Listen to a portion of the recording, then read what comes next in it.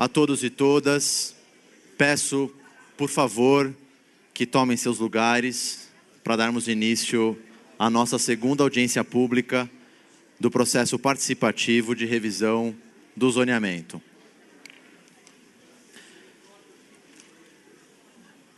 De início dos trabalhos, eu gostaria de saudar aqui a presença de todos vocês, pessoas que me parece que estão nos acompanhando pela segunda vez nas audiências, também pessoas que estão vindo pela primeira vez. Gostaria de saudar aqui a presença do secretário Fernando de Melo Franco, secretário municipal de Desenvolvimento Urbano, saudar a presença do Paulo Frange, vereador, saudar a presença do vereador Polici Neto, saudar também a presença da representação do vereador Gilberto Natalini, o Edson de Moraes Bueno, o Antônio Paul Rosseló, representando a subprefeitura, o subprefeito João Carlos, da Vila Mariana, o Sérgio Saraiva Martins, também representando o vereador Gilberto Natalini, e Sérgio de Castro, coordenador assistente da imagem pública do Rotary. E também gostaria de saudar aqui todos os presentes, das representantes da prefeitura. Também gostaria de saudar a Núria, assessora de todos os processos participativos da SMDU. Ela vai nos acompanhar aqui na mesa nos trabalhos de hoje. Também temos aqui a presença da Cláudia Show, assessora do vereador Ricardo Yang, André Ramos, representando o vereador Nabil Bonduque, o gabinete do vereador Nabil Bonduque, e também o Luiz Augusto Barbosa, da Associação Comercial de São Paulo. Gostaria de dar uns esclarecimentos preliminares para a nossa atividade. Nós temos aqui um público bastante significativo, isso é muito positivo para o objetivo da nossa noite.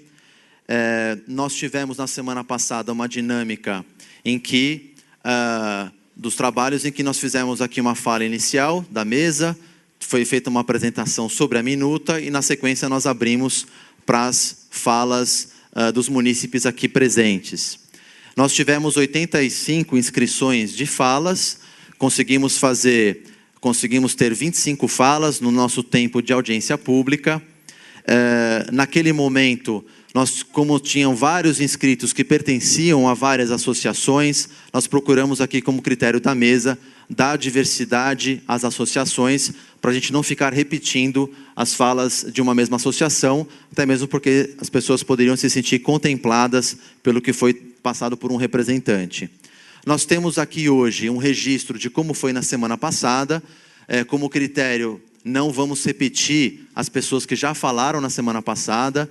Nós vamos procurar aqui, quando tiver as inscrições de associações, dar espaço para as associações que não foram ouvidas na semana passada e também dar espaço para os munícipes que estão presentes aqui, não necessariamente representando alguma associação.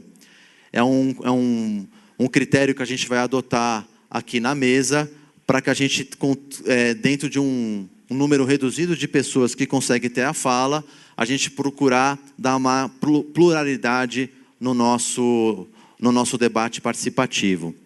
Eu também gostaria de pedir a colaboração de todos vocês com a dinâmica dos trabalhos. Vocês têm as filipetas, que vocês colocaram um nome para fazer a pergunta. Eu peço que vocês fiquem com essa filipeta com vocês. Após o término da minha fala, quando eu fizer a apresentação da minuta, nós teremos pessoas aqui da nossa equipe que vai passar e recolher as filipetas. Não precisem se preocupar de sair aí correndo para distribuir as filipetas. A nossa equipe vai passar pelos corredores e vai ir recolhendo as filipetas com vocês. Aí essas filipetas vêm para a mesa e a mesa vai chamando as pessoas em blocos para vir aqui se dirigir à frente e fazer uma fala de até 3 minutos. A gente está cronometrando aqui a fala para a gente abrir o espaço para todos colaborarem. Eu gostaria de fazer só mais um esclarecimento de que, além do evento estar sendo gravado, nós temos uma equipe que está fazendo a relatoria da atividade de hoje e a própria mesa né, dentro do possível, estar fazendo as anotações das questões que vocês estão trazendo. Eu informo essa questão para vocês saberem que tudo isso está sendo registrado e será devidamente avaliado pela SMDU. Feito esse esclarecimento inicial, eu gostaria de dar início aos trabalhos, gostaria de convidar o vereador Paulo Frange para fazer uma fala de saudação aqui de abertura dos trabalhos. Por favor.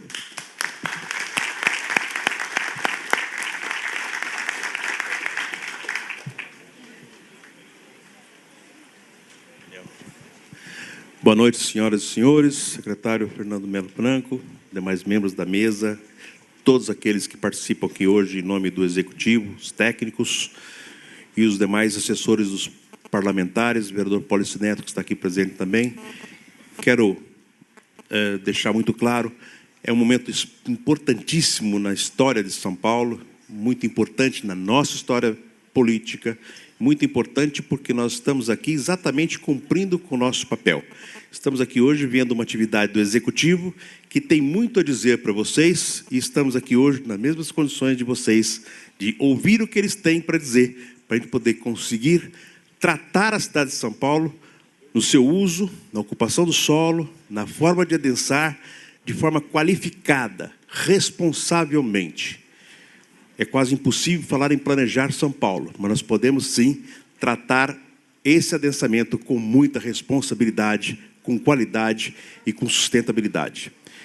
Estamos aqui, mais uma vez, para ouvir vocês, e é por isso que estou aqui presente e atento a essas falas, porque a cada vez que nós vemos aqui, cada vez que nós estamos com o Executivo, nós aprendemos alguma coisa a mais. Assim é com vocês. Aqueles que estiveram conosco nessa semana, alguns de vocês estiveram conosco, também nos ensinaram. Não deixe de se manifestar, não deixe de manifestar junto àquilo que nós temos de ferramenta hoje, que são os meios de comunicação com o plano diretor, que está tão amplo e já foi esclarecido das outras vezes, e que facilitou tanto essa interlocução com a sociedade. Mais uma vez, secretário, em nome do meu gabinete, e tenho certeza que fala em nome da Câmara também, da mesa diretora atual que dirige a Câmara, eu quero agradecer o carinho e a forma respeitosa com que vocês têm tratado este assunto junto à Câmara Municipal e aos nossos colaboradores que estão sempre questionando e buscando soluções para os problemas junto à Secretaria. Muito obrigado.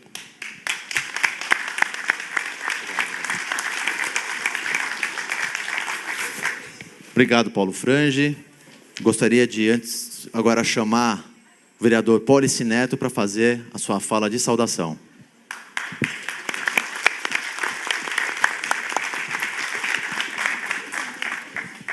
Deixa eu cumprimentar o secretário, cumprimentar o Daniel, cumprimentar a todos os funcionários públicos que acompanham nosso trabalho, mas em especial apontar a maturidade que a sociedade chega ao não só lotar fisicamente, mas trazer uma contribuição que em outros tempos não era possível ao debate de como nós vamos orientar o desenvolvimento da cidade. Foi-se o tempo que 5 ou 6 iluminados poderiam se reunir numa sala e definir os rumos de 5, 6, 7, 8 milhões de moradores de uma cidade. Acho que esse avanço, a presença organizada de comunidades de bairro, que vem não realizar uma reivindicação, vem trazer uma orientação para os agentes públicos, vem aqui dizer como o seu bairro deve ser respeitado na lei que orienta o desenvolvimento da cidade. Essa maturidade a gente levou muito tempo para atingir, portanto, não podemos perder. Então, fazer com que o resultado destes debates sejam de fato a lei que precisamos, talvez seja a tarefa que a todos está entregue. E se tivermos a tolerância de debater a exaustão e não enxergar nem em um momento, nem em outro momento, como essa questão já está decidida por outros, talvez o caminho para a melhor lei, aquela possível do nosso tempo, seja encontrado.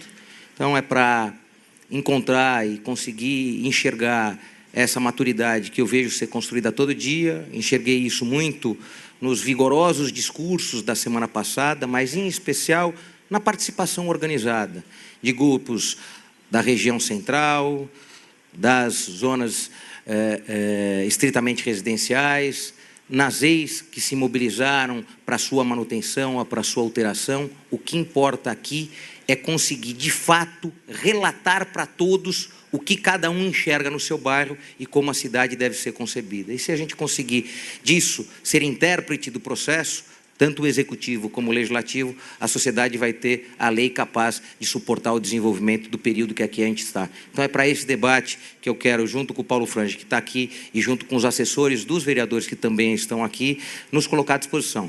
Os vereadores aqui são ouvintes, na realidade a gente faz só uma saudação, mas para a gente é de encher os olhos, ver não só o plenário lotado, mas as manifestações que vêm recheadas de informações que muitos de nós não temos e, portanto, serão o condutor das nossas decisões. Então, bom debate a todos e boas intervenções. Obrigado.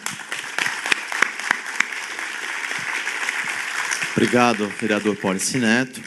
Antes de passar a palavra ao secretário Fernando de Melo Franco, gostaria de anunciar a presença do Henrique Olita, presidente do Diretório PT de Vila Maria, e gostaria de fazer 2 informes. Primeiro, que está disponível um formulário para inclusão de propostas aqui, é um formulário impresso, então quem quiser pode ir lá na frente do auditório, obter esse formulário e registrar uma contribuição. Tem lá um formato para inserção dos dados. E também dizer que está aberta a minuta participativa no site Gestão Urbana, www.gestãourbana.prefeitura.sp.gov.br, que as pessoas podem trazer contribuições no texto, nos quadros e nos mapas. Este é o canal oficial de contribuições no texto da minuta. Então, quem tiver essas contribuições, por favor, fique à vontade para entrar nesse portal, no Gestão Urbana, e registrar a sua contribuição. Então, agora, eu passo a palavra para o secretário Fernando fazer a sua saudação. Boa noite para todas e para todos. A gente está aqui na segunda audiência desse processo de debate da revisão do zoneamento. E nós... já aproximei aqui, obrigado. Eu queria colocar algumas questões que nos parecem importantes para que a gente entenda o debate que está sendo travado. Em primeiro lugar, é importante a gente dizer que o processo de revisão do zoneamento, ele se articula diretamente com o processo de revisão de todo o marco regulatório da política urbana do município, e ele estabelece mais um passo importante nesse sentido, justamente porque ele vem depois de aprovado e sancionado o plano diretor, e cria com ele, estabelece com ele uma sinergia muito grande.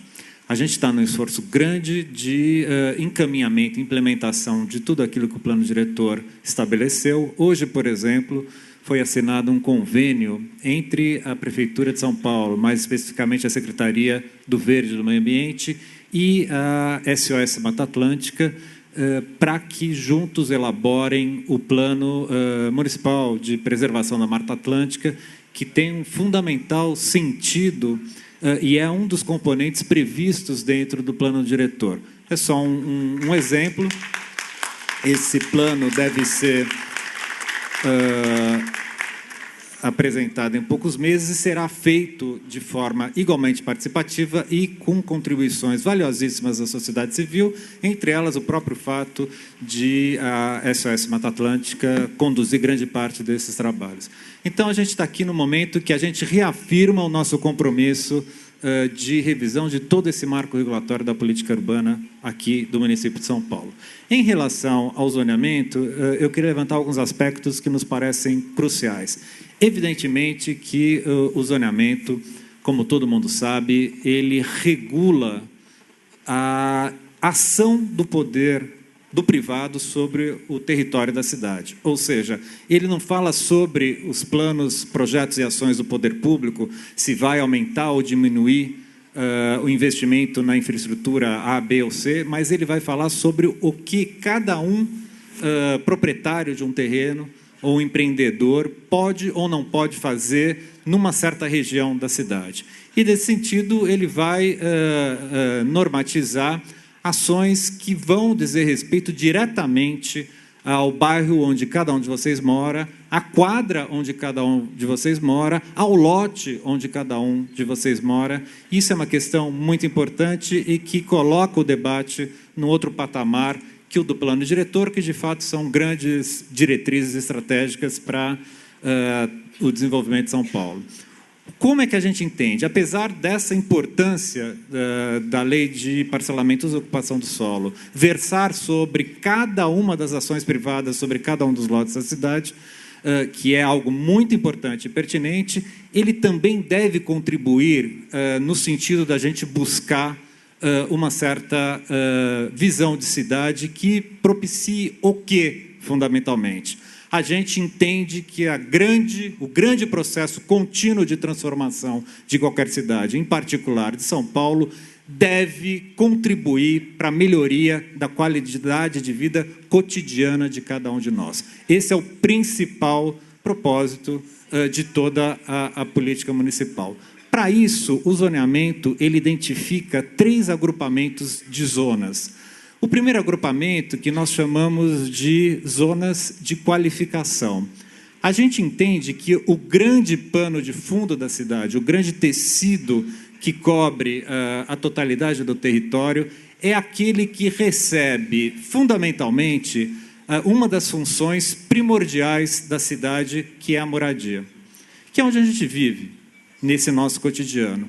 E cada um desses territórios de moradia, ele vai estabelecer relações com outros usos de maior ou menor intensidade em função de uma série de aspectos. Então, é um grupo de zonas que tenta estabelecer diretrizes para que a gente entenda que nenhuma zona da cidade, nenhum bairro da cidade está terminado, mas que as cidades, elas continuamente estabelecem processos que a gente almeja que sejam de qualificação. O segundo agrupamento, por um lado, ele identifica aquelas zonas que a gente tem que ter um processo de controle e de regulação muito forte e muito restrito, porque são as zonas que a gente entende que têm um enorme valor, seja histórico, seja ambiental, seja paisagístico, etc., e que são as zonas de preservação e que são de fundamental interesse de manutenção para a cidade, como, por exemplo, as zonas de proteção ambiental, cujo nome é explícito. Do outro lado, nós entendemos o quê? Que o processo dinâmico e contínuo de uma cidade, e de São Paulo, ele coloca a nós uma série de demandas, uma série de urgências. Uma das demandas que a gente tem é que a cidade de São Paulo ela tem uma série de desequilíbrios, uma série de desfuncionalidades e que precisam ser equacionados. Então, há territórios estratégicos da cidade que são aqueles que nós entendemos que devam receber as mais incisivas ações de transformação. E esse território, fundamentalmente, ele se articula com o plano diretor naquilo que nós chamamos, no plano diretor, dos eixos de estruturação da transformação urbana, que foram traduzidos no zoneamento a partir da ZEU, Zona de Estruturação Urbana, que são aquelas áreas onde nós queremos associar, articular a transformação, o adensamento, a ampliação da oferta de serviços e empregos com a expansão dos investimentos na rede de mobilidade, sobretudo de transporte coletivo de média e alta capacidade. A gente definir esses territórios específicos, cuja porcentagem é relativamente pequena em relação ao total de área da cidade, vai nos permitir, por outro lado, complementar uma série de usos e de ações para qualificar essa vida também dos bairros, que no plano diretor a gente está chamando dos miolos. Miolos do quê? Miolos de uma grelha. E aí tem uma inflexão, uma mudança muito importante que a gente está propondo. Desde a primeira metade do século passado, da gestão do prefeito Prestes Maia, que a cidade de São Paulo relegou o transporte coletivo, muito fortemente estruturado naquela época pelos trens, como uma segunda categoria, e estabeleceu o plano de avenidas que trouxe a ideia da com centralidade da cidade, ou seja, das avenidas que priorizavam o transporte individual motorizado e que fortaleciam uma única centralidade, o centro de São Paulo. A gente entende que para a gente reequilibrar São Paulo, a gente precisa ampliar, difundir, equilibrar as ofertas por todo o território.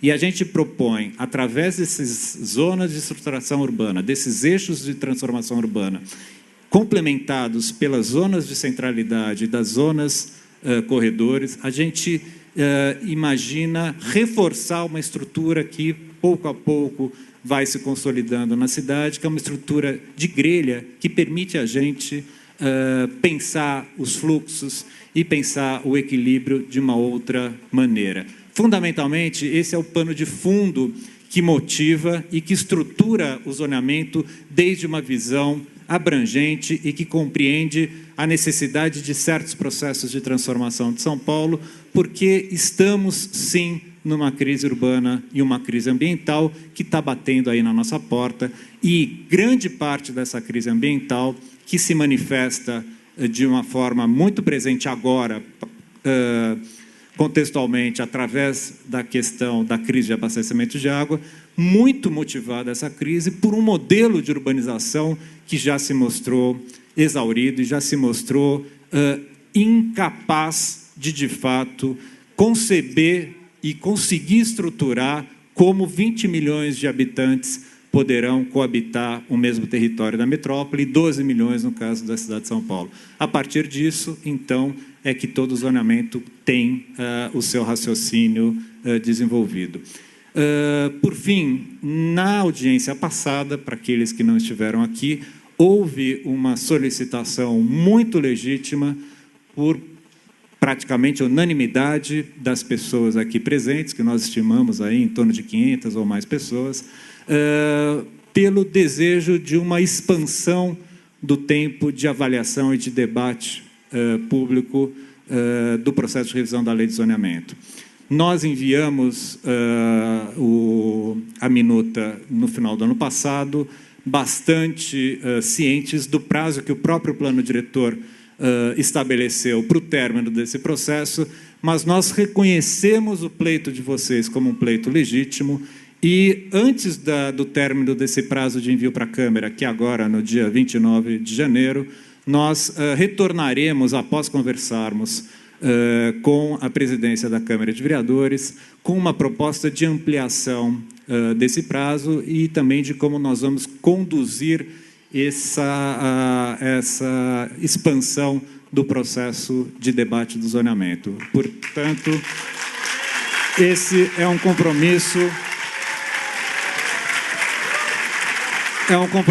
já assumido e que será acordado em comum acordo também com a Câmara de Vereadores, que é um parceiro muito importante em todo esse processo. Bom trabalho, muito obrigado.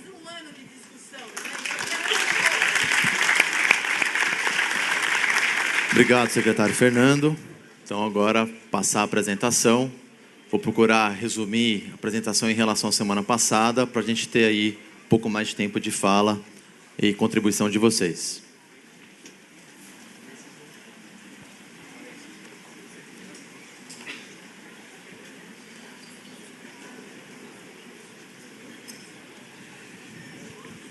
Bom, essa apresentação ela está estruturada em duas partes. Primeiro, eu queria comentar com vocês um pouco o processo participativo, um breve comentário. Depois, reforçar uma fala do secretário sobre uma concepção de cidade que está colocada no zoneamento e no plano diretor.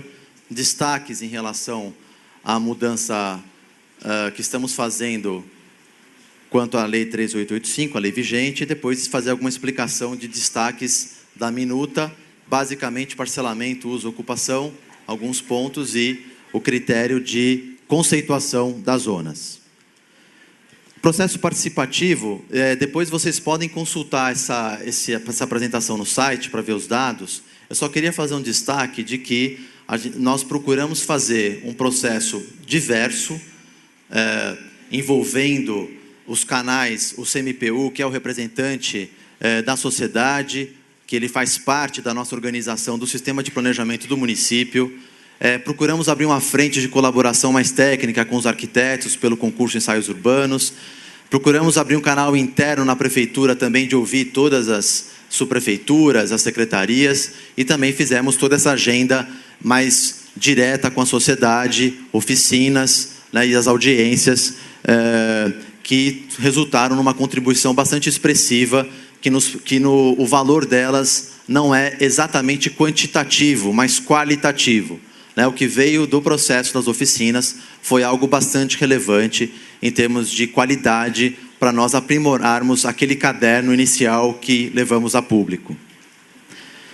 Então, as 5.500 propostas nessa ordem de grandeza, elas devem ser levadas em conta sobre o seu aspecto qualitativo, como eu comentei anteriormente. Depois vocês podem ver todos os dados sistematizados que estão disponibilizados no portal Gestão Urbana, que também foi uma forma de nós trabalharmos com transparência.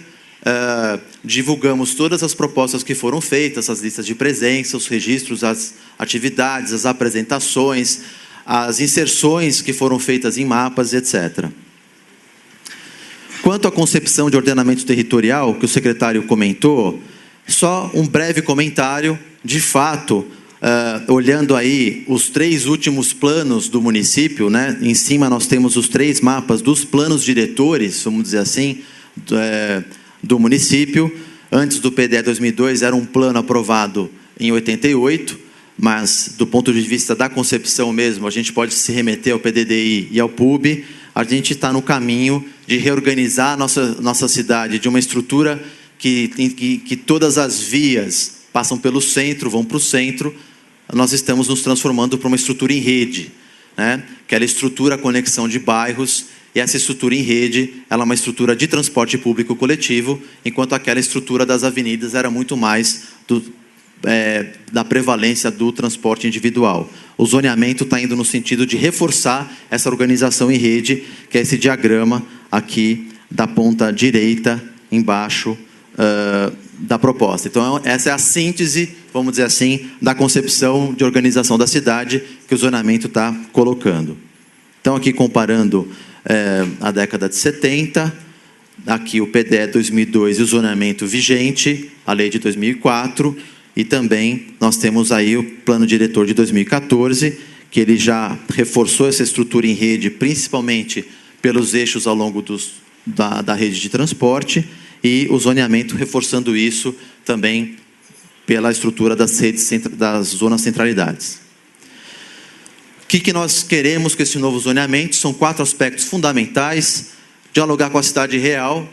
De fato, queremos levar em conta que não vamos expandir a cidade, nós vamos transformar uma cidade existente, então levar em conta essa heterogeneidade que é São Paulo. Viabilizar a estratégia, a política de desenvolvimento urbano que está colocada no plano diretor. O zoneamento tem que dar reforço a isso e não ser concorrente a ela. Qualificar o desenho da cidade nas dimensões social, urbana e ambiental. O zoneamento tem condições de fazer isso. O zoneamento ele é regulatório, não é programático, mas no campo regulatório, o zoneamento ele pode, sim, qualificar em muito o desenho da cidade. E simplificar a aplicação da lei. Queremos ter uma lei legível, uma lei clara, uma lei bastante objetiva, que ela não gere dúvidas. Então, nós caminhamos muito para sintetizar, para simplificar, para, enfim, deixar uma lei muito mais enxuta, e esse foi o exercício que a gente fez para consolidar a minuta. As principais mudanças em relação à lei que temos, basicamente um destaque: nós temos hoje uma lei que ela está organizada por subprefeituras, planos regionais. Foi um momento de descentralização administrativa, ela teve um desdobramento no zoneamento. Agora a gente está buscando um zoneamento mais integrado, mais sistêmico, e isso não significa que deixamos de lado os aspectos locais, mas a gente não delimita o zoneamento por limites administrativos, mas pela estrutura urbana, pelo sítio, pela idade do território, pela geomorfologia, enfim, por uma série de outros fatores que não só o limite administrativo. Nós tínhamos hoje a figura do estoque de potencial construtivo adicional.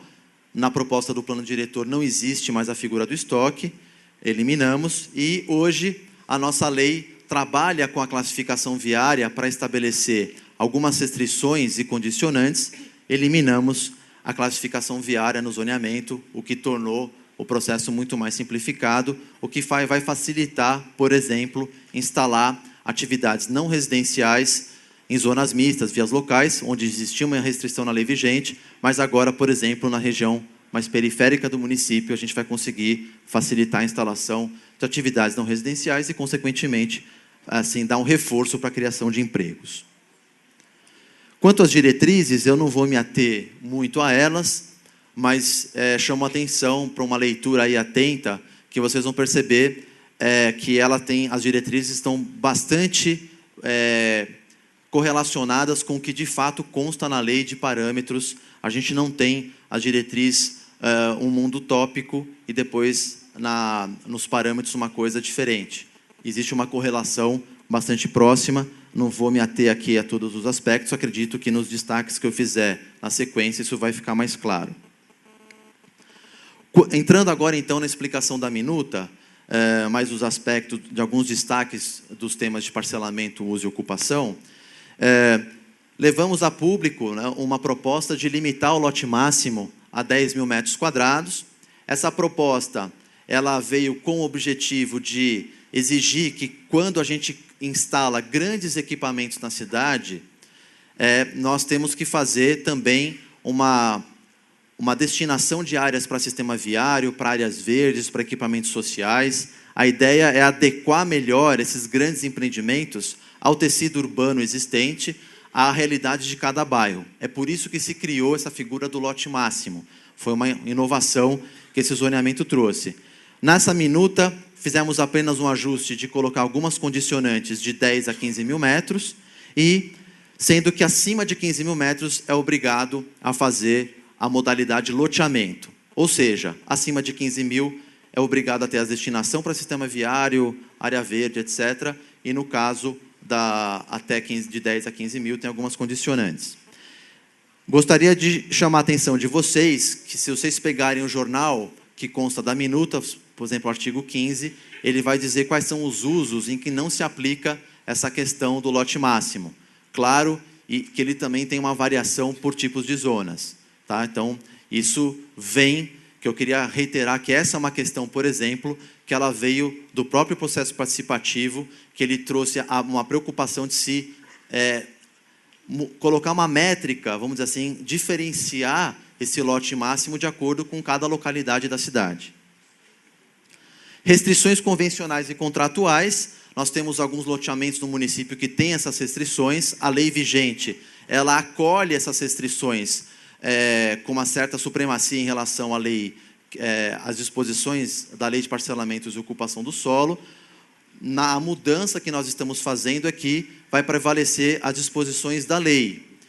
Então, por exemplo, recuo é algo regrado pela lei. Então, vai valer o recuo da lei que entrar em vigor, e não das restrições convencionais. Por exemplo, a lei não regula a altura de muro. Tem algumas restrições convencionais que estabelecem a altura de muro. Nesse aspecto, a gente vai, então, acolher a altura de muro em caráter supletivo, complementar à nossa lei ordinária, aos parâmetros ordinários. É isso que está escrito nessa proposta que vocês têm aí. Quanto ao tema ocupação, coeficiente de aproveitamento a gente manteve. Reitero da premissa básica de respeitar o CA básico igual a 1. Isso é uma grande conquista do plano diretor, e tudo que está acima desse básico 1 incide a outorga onerosa do direito de construir. Trouxemos uma inovação aqui como destaque, vale a pena apresentar para vocês. Hoje a nossa lei ela permite você encostar o edifício nas divisas dos lotes, nas laterais e no fundo, até uma altura de 6 metros. Acima disso é obrigatório um recuo mínimo.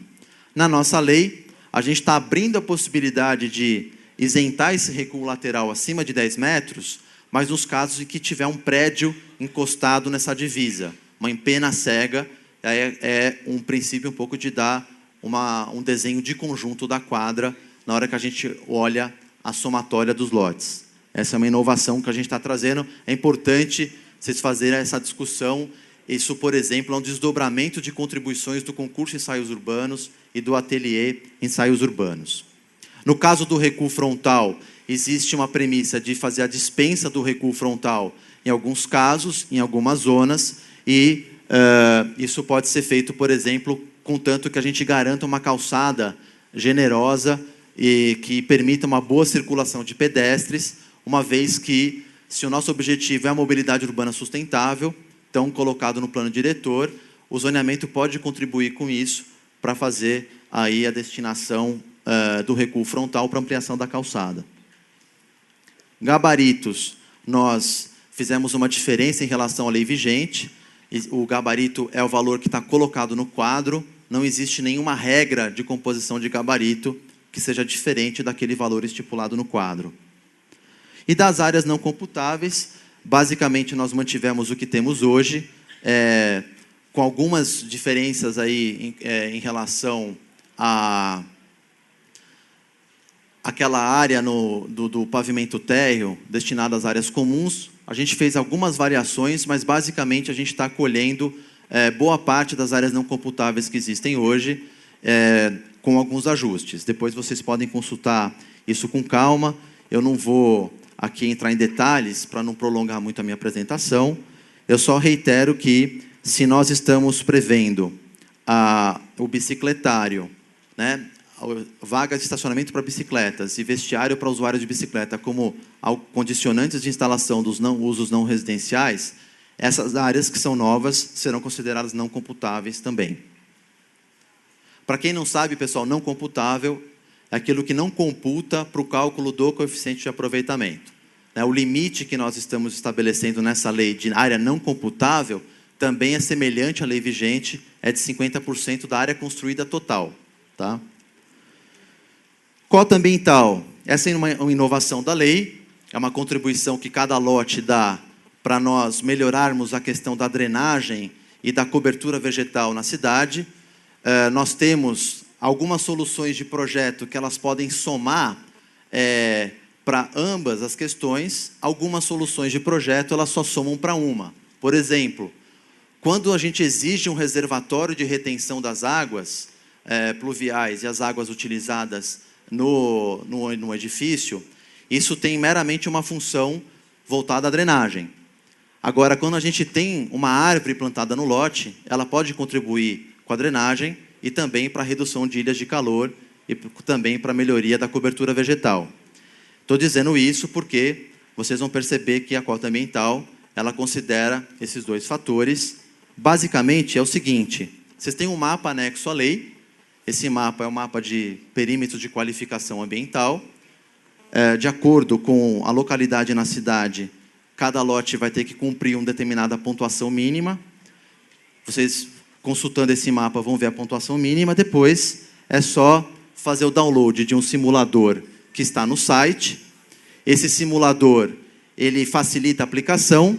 Nessa coluna aqui, que vocês estão vendo em amarelo, onde está o cursor do mouse, a gente coloca a área de terreno e seleciona o perímetro que nós estamos inseridos. Automaticamente sai a pontuação que a gente deve cumprir.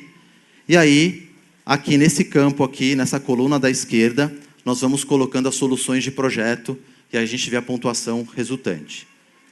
Dando o exemplo, então, uma coisa que veio do processo participativo e de preocupação das subprefeituras era que nós tomássemos um cuidado com a regra que a gente vai estabelecer para os lotes pequenos, dada a difícil condição desses lotes se adequarem a muitas regras, a muita complexidade, vamos dizer assim, do uso do solo.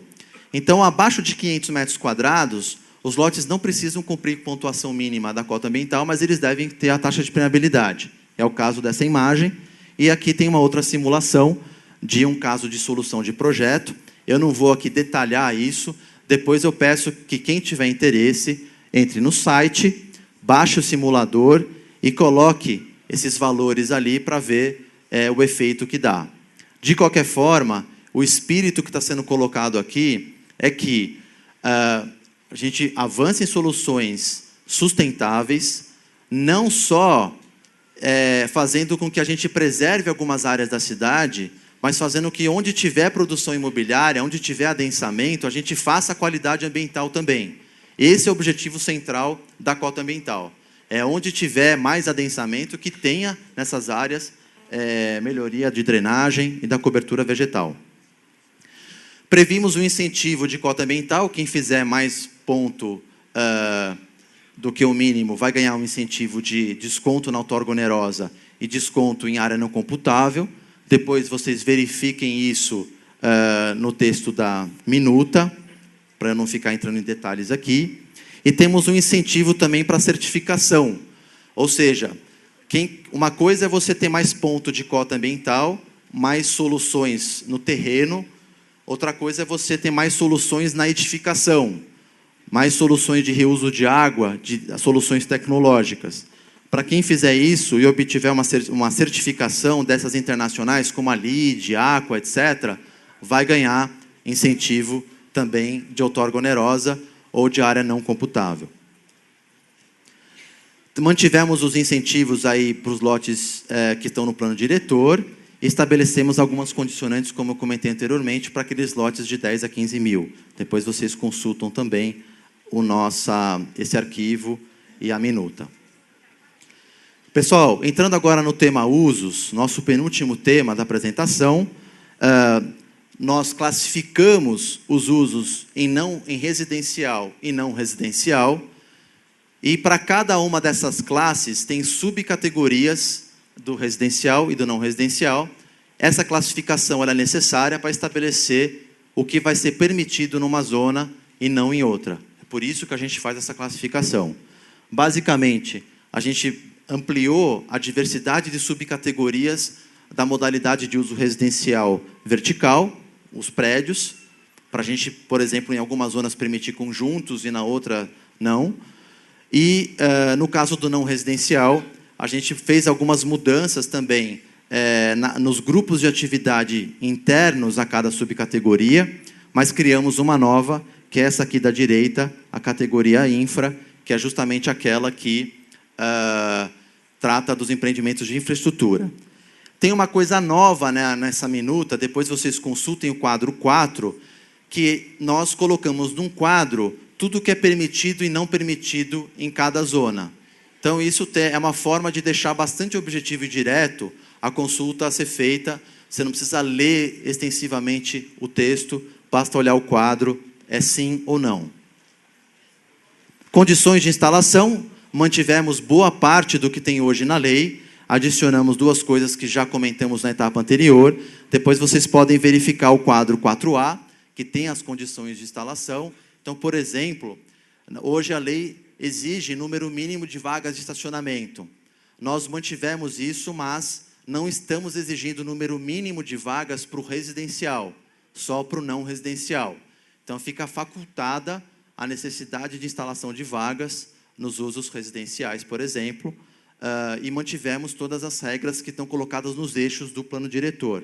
Essas regras dos eixos, elas são regras que falam das áreas não computáveis. Então, por exemplo, é no máximo uma vaga por unidade e uma vaga a cada 70 metros de uso não residencial. Deixa eu correr aqui para não perder o tempo de fala de vocês. Está aqui a correlação de número de vagas. Só um breve comentário que o plano diretor recomendou que o zoneamento tratasse das leis de incentivos de hotéis, hospitais, teatros e escolas. Nós mantivemos os incentivos para as escolas, para os estabelecimentos de ensino, e para hospitais. E criamos um incentivo para edifícios garagem, que a ideia seria, né, olhando o mapa do município como um todo, essas áreas em vermelho seriam áreas incentivadas para a instalação de edifícios garagem, que seria o objetivo das pessoas, por exemplo, elas estarem numa região mais periférica do município, ou em outro município vizinho, elas se dirigem para esses locais onde tem esses edifícios garagem, que são próximos ao lado de estações do metrô ou de trem, e elas deixam o carro ali e entram no transporte de alta capacidade.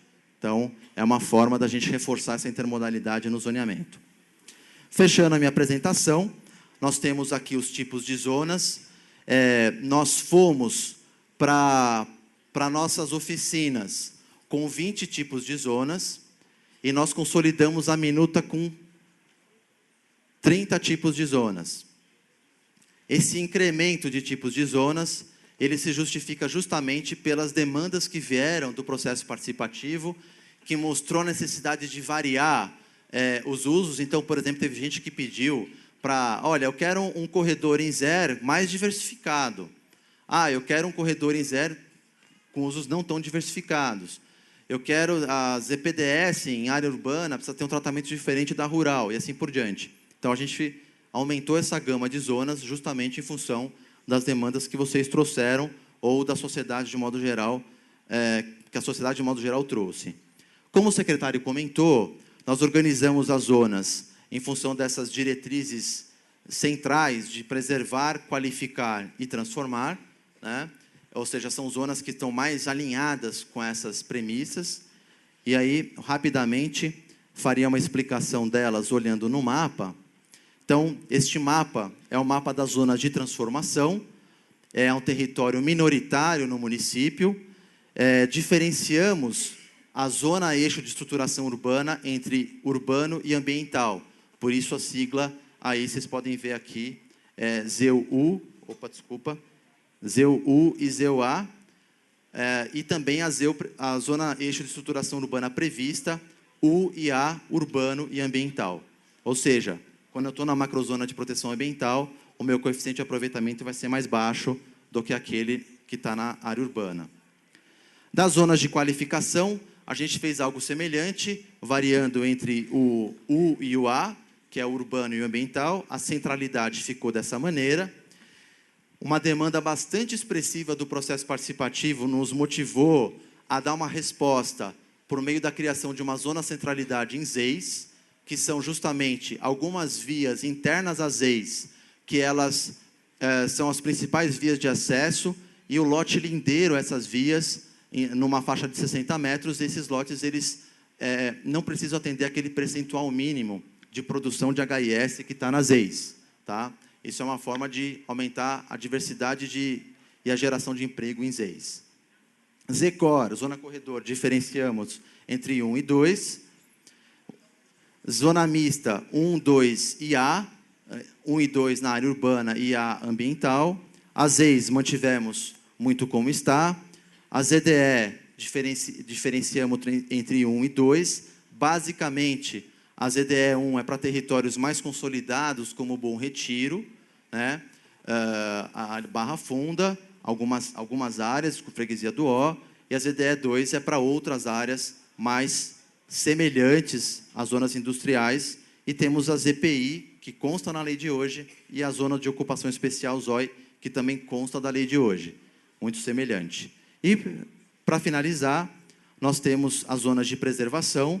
Elas têm, em amarelo, aí no meio, nós temos as zonas exclusivamente residenciais, alguns perímetros de zona predominantemente residencial, que acabou sendo uma ZER com o NR1, e nós temos, enfim, as zonas de preservação e desenvolvimento sustentável, ZPDS, em área urbana e rural, ZEPAM, Zona Especial de Preservação Ambiental, e a ZEP, Zona Especial de Preservação. Estou vendo ali o pessoal com a faixa da Vila Amélia, uma demanda que veio do processo participativo, para mudar o zoneamento do loteamento ali interno, a ZEP. A gente avaliou essa proposta que foi feita. Na verdade, a preocupação aí não exatamente não permitir o loteamento, mas como em ZEP a gente tem que olhar o plano de manejo daquela unidade. Se o plano de manejo ele permitir a instalação de outros usos, isso vai ser permitido. Um exemplo que eu dou para vocês é o caso do Parque do Estado, o Centro Paralímpico, por exemplo, é uma ZEP, ali foi permitido justamente porque o plano de manejo dava essa cobertura. Já aproveitando para responder aí a demanda de vocês, ou fazer um breve comentário. Então, a síntese, pessoal, do nosso zoneamento está aqui na tela. Só dando uma ampliada para vocês verem que a gente tem, acho que uma condição hoje de discussão de zoneamento muito privilegiada do ponto de vista das ferramentas, porque hoje a gente está aqui reunido e todos puderam, antes de vir para cá, se tiverem algum tempo ou interesse, puderam baixar todo o material na internet, olhar o zoneamento no Google, verificar exatamente que zona está incidido no seu lote para poder vir aqui fazer o debate. Seja concordando ou não concordando, mas tem transparência, as pessoas sabem o que está sendo proposto para suas áreas. Tem dúvida da cor do mapa? Claro que existe, mas hoje, para fazer o debate hoje, o KMZ ele pode dirimir essa dúvida para quem consegue manejar isso no Google, e nós estamos aqui estudando alguma metodologia para consolidar os mapas, não só por diferenciação de cor, mas por achura, justamente para a gente conseguir dar mais legibilidade e não gerar nenhuma confusão na interpretação do mapa. Tá? Então, o que eu queria dizer para vocês, para finalizar a minha apresentação, é que a Secretaria está, a todo tempo, procurando aprimorar nosso processo participativo, a nossa forma de diálogo com vocês, as nossas plataformas de interação. Agora, reiterando o que eu falei no início da minha fala, a minuta participativa está aberta, é só entrar lá, pode fazer as contribuições, pode reiterar coisa da etapa anterior. Pessoal lá da Vila Amélia, se quer reiterar, fique à vontade para reiterar. E para fechar minha fala, eu gostaria aqui de fazer um agradecimento especial a toda a equipe da ICMDU e da Prefeitura como um todo, mas especialmente da ICMDU, que trabalhou com muito compromisso, vários departamentos, várias assessorias, teve uma entrega muito grande de todas essas pessoas nesse trabalho, especialmente a equipe do Departamento de Uso do Solo, que está aqui presente, que ficou aí nesse final de ano se dedicando muito para que a gente conseguisse levar uma minuta a público. Então, eu queria fazer um agradecimento especial a esses servidores compromissados, que dá um orgulho para a gente poder trabalhar com uma equipe que vale ouro. Muito obrigado. E aí, agora, eu vou dar umas instruções para a sequência dos trabalhos.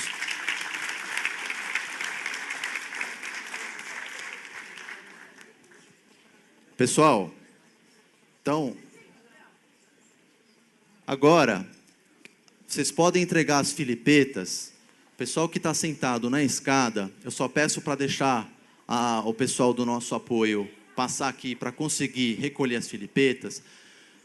Podem ficar sentados, enfim, o pessoal só do meio que entregue as filipetas para o pessoal do apoio que vai recolher.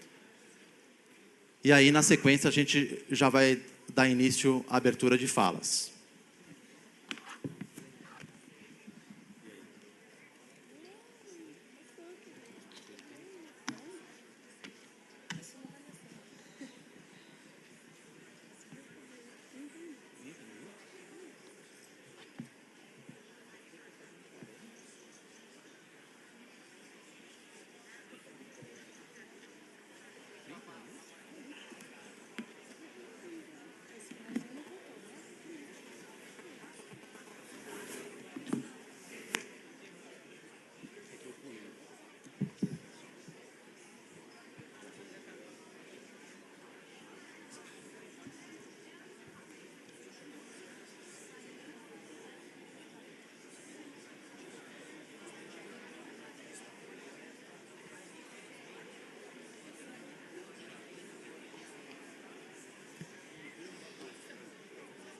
Pessoal, enquanto eles vão recolhendo, só para reiterar mais uma vez a nossa metodologia aqui de trabalho. A gente vai pegar as filipetas, eu vou fazer blocos de 5 pessoas, vou falar o nome das pessoas que vão fazer fala. Como tem gente que pode estar lá atrás, eu anuncio previamente o nome das pessoas, as pessoas vão se dirigindo aqui à frente para aguardar a sua fala, aí eu vou chamando um a um para fazer a sua fala. Eu estou com um cronômetro aqui de milésimos para ajudar a controlar o tempo. Vou controlar o tempo de fala, depois a gente vai passando na sequência para os demais.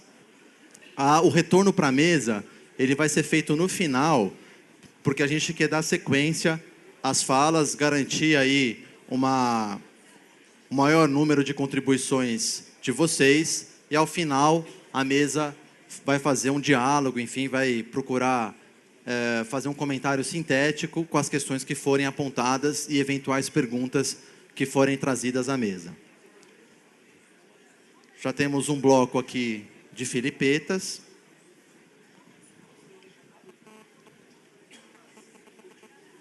A gente só vai fazer a checagem se os nomes não estão sendo repetidos em relação à semana passada. Então, já em 1 minuto aqui, já começo os trabalhos de chamamento dos colaboradores.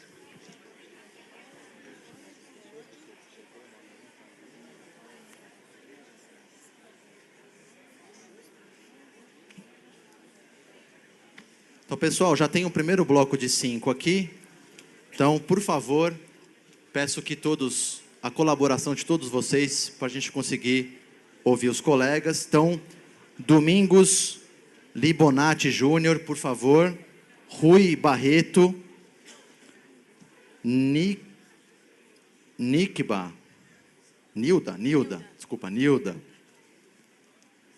Perdão.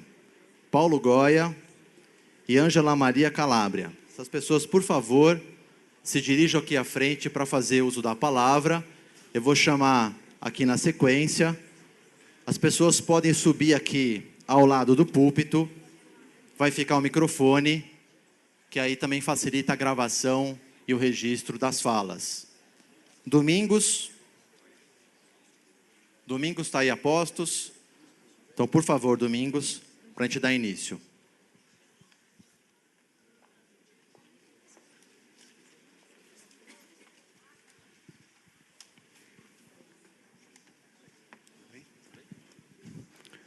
Senhor secretário, boa noite. Antes de mais nada, eu queria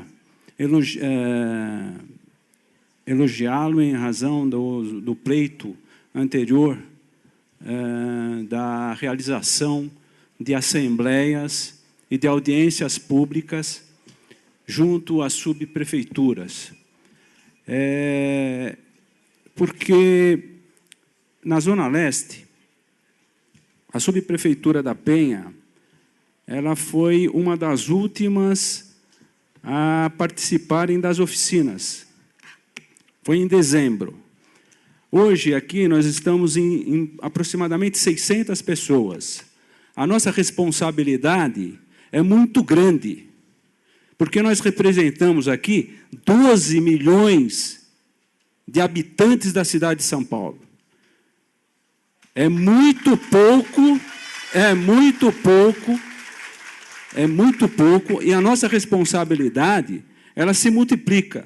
Não é justo que essas pessoas e essas audiências, realizadas desta forma, no final do ano, na Zona Leste, em dezembro, onde a cidade já está desacelerando, e hoje, como na anterior, onde a maioria das pessoas estão buscando um pouco de lazer, fugindo da cidade de São Paulo. A cidade está vazia e nós temos 2 audiências públicas numa responsabilidade muito grande que vai mexer com toda a cidade de São Paulo.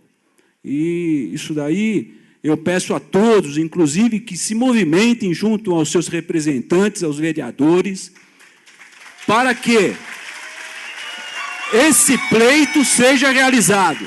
A responsabilidade, volto a dizer, nossa, é muito grande. Rapidamente, eu queria falar alguma coisa a respeito justamente principalmente da Vila de Canduva, mas não somente na Vila de Canduva, porque as ex, elas estão mexendo com toda a cidade. Eu vou fazer um exemplo que ele pode ser absurdo, eu peço desculpa aos senhores. Em determinados bairros da cidade de São Paulo, nós estamos numa cela, numa cadeia, que ela está superlotada. Aí chegam para os outros presos e falam assim, olha, vocês vão para aquela cadeia que vai melhorar a situação. Aí os presos ficam naquela situação, legal, vamos mudar para aquela cadeia, que ela já está superlotada, porque vai melhorar, nós vamos ficar próximo do refeitório. Praticamente é isso que está acontecendo nas ex. Com a ilusão de que a população periférica, ela vem para próximo da cidade, onde não há uma estrutura de transporte. Concluir, por favor. Tá, eu já vou reduzir. Onde não há uma estrutura de transporte, onde não há uma estrutura de água, de energia elétrica, nada. Colocando essas pessoas junto, hoje na Zona Leste, só para rapidamente, hoje na Zona Leste nós precisamos, na estação Penha do metrô, nós precisamos esperar 7 trens para poder pegar um trem. Domingos, por favor, conclua. São 3 minutos. Tá, por favor, conclua. Concluindo a nossa situação, com as EIs, nós vamos precisar 15 trens para poder pegar um trem. Muito obrigado a todos aí. Okay. Obrigado, Domingos. Reitero aqui, pessoal, aqueles que forem fazer uso da palavra, por favor, respeitem aí o tempo de 3 minutos. Assim a gente vai conseguir fazer o maior número de falas possível.